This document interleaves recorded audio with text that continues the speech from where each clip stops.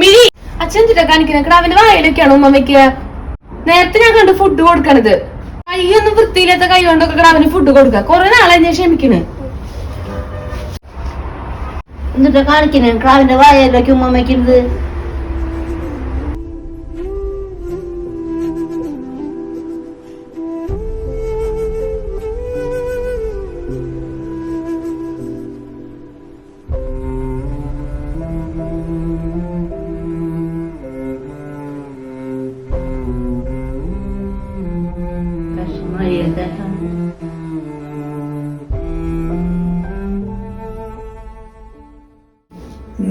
ഞാൻ വായലൊന്നും ഉമ്മ വെച്ചിട്ടില്ലേട്ടാ.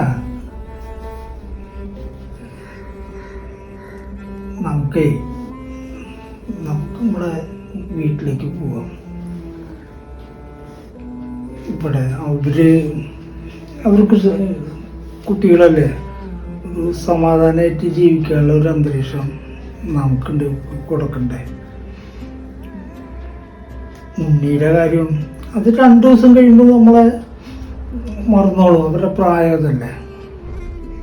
അല്ലെങ്കിലും ഈ നമ്മുടെ മക്കളെയൊന്നും സ്നേഹിക്കാനോ അവരുടെ അടുത്ത് കളിക്കാനോ ഒന്നും സമയം കിട്ടിയില്ലല്ലോ.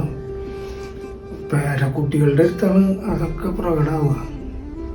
എന്നാലും ഞാൻ വായലൊന്നും നോക്കില്ല. ഞാൻ അത്ര അറിവില്ലാത്ത നമുക്ക് അവിടെ പോയി എനിക്കിപ്പോൾ വല്ല ചിലവുണ്ടോ?